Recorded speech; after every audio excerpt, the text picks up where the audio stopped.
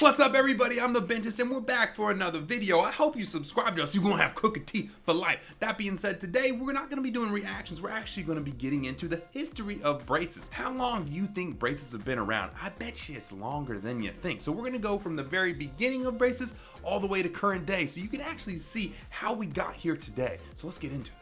A lot of you guys probably think that braces started, I don't know, 20, 30 years ago, but what if I told you some of the first people wearing braces were mummies? That's right, some of the very first braces were actually crude designs found on mummies in ancient Egypt. While they were busy doing pyramids, they were actually straightening teeth at the same time. It's actually crazy. The first braces there were actually made from cords of animal skin, attached to the teeth the same way a modern dentist would attach wire braces. That cord was actually commonly referred to as catgut, for reasons that we probably don't want to know. Now you say, catgut, that sounds gross, Bentist. Well, what if I told you that we still use catgut today? Actually, surgeons use catgut, which is technically not catgut now, it's actually cow gut, cow intestine, to actually suture things up. So when you use a catgut suture, it actually dissolves away into your skin. So those dissolvable sutures are actually catgut sutures. So we're still using this technology today. Crazy. Let's get back into it. So the first recorded attempt to move teeth with braces is actually from the ancient Romans, who attempted to straighten teeth amongst living people. So instead of 300 out there with their spears, they're out there trying to straighten the teeth. Aulus Cornelius Celsus documented his attempts to straighten teeth with the force of his own hand, applying pressure at a certain regular point. Now, can you imagine me today using my hands to straighten your teeth? Yeah, you probably don't want my hands in your mouth all day long. We do know that for years, archaeologists have found Roman burials with remains featuring small gold wires on the teeth of what is left from them. So he said, hey, I can move your teeth with my hands. Let's try and simulate this with gold wire at the time. Crazy.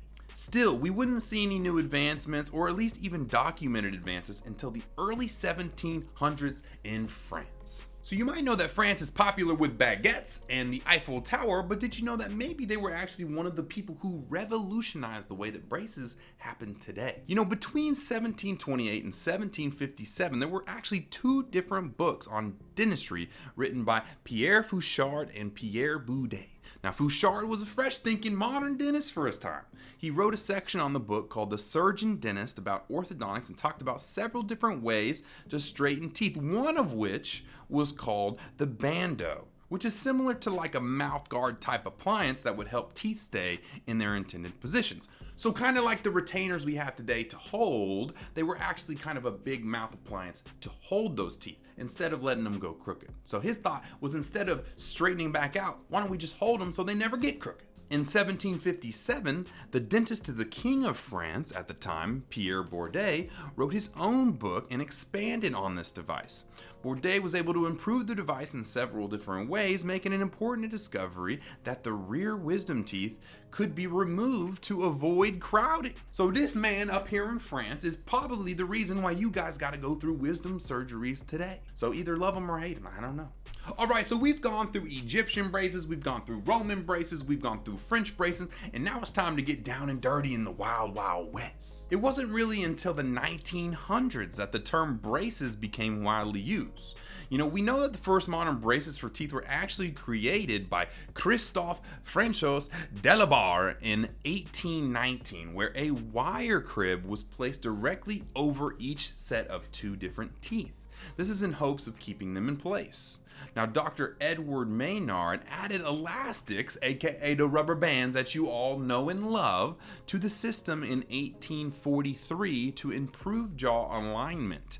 So basically, that's what you have in modern braces. It was a really crude wire bracket system and a really crude elastic system to help move the jaws. The braces move the teeth, the rubber bands move the jaws. Crazy. Now, another major achievement came in 1864 when Dr. S.C. Barnum created the modern dental dam. It's a thin piece of latex that fits around the teeth, protecting the gums from the work being done on the teeth. Now, we still use a dental dam in dentistry today, but the reason why we had to use it back then is dental appliances and braces were really brutal. They were all the way around the entire tooth and they cut up your gums and everything. So the dental dam was actually used to protect the gums, so we didn't go ahead and hurt them when we put the braces on. So technically, without the dental dam, we never could have evolved braces to where it is today. Now, Henry A. Baker was the first to combine many of these previous techniques together and make modern braces, well, more modern.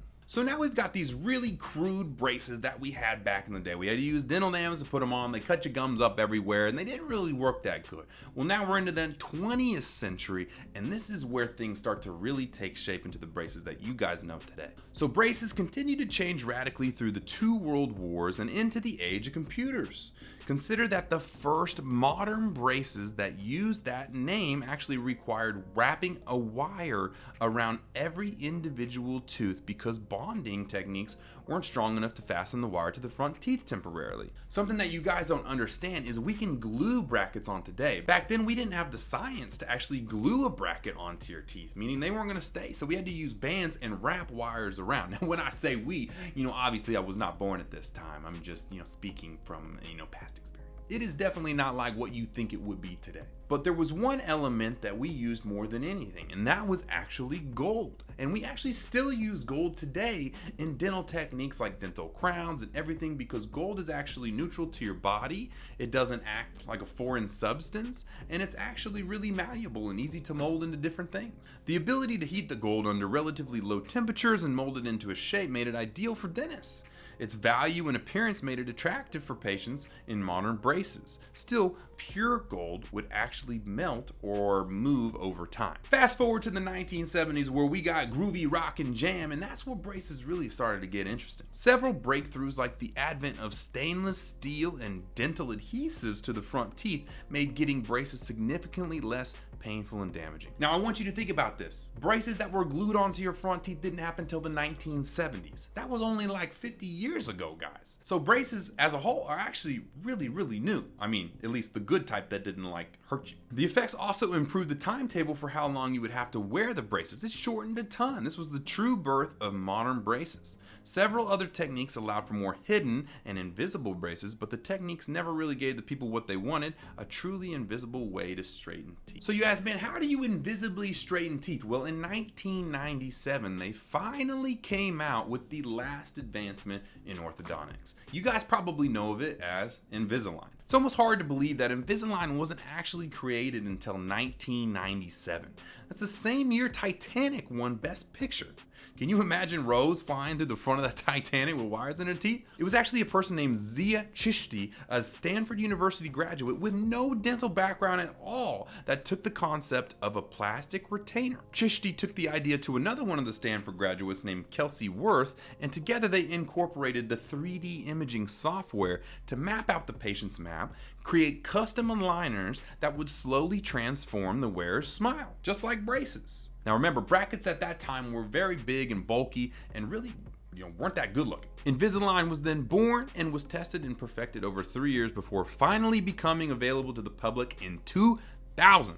Since then, it has grown in popularity over a decade and become the new standard for many patients seeking treatment. So after that, braces have also came a long way. We now have much smaller brackets. We have self-ligating brackets. We have even white gold brackets. But to think that we went from something in 5,000 years, from some cat intestines, all the way to invisible 3D modeled aligners over these years is crazy to think. Braces have came such a long way, and you may have braces on your teeth right now, but I hope you appreciate how long it takes for something like this to happen. Braces really haven't developed too much until 1970 to now, and we are actually getting bigger and bigger by the day. Now I have a lot of crazy stuff I could share with you about what we're doing in our office. I'll probably get into that in the next one, but I hope that you guys learned something today and appreciate where your braces came from. So next time you guys go in for a braces appointment, make sure to be really appreciative for what you've got as far as technology. So there you go, guys. Hit that like button and that notification bell, and as always, make sure to subscribe and stay up to date with what we've got going on, and comment down below if you learned something new today.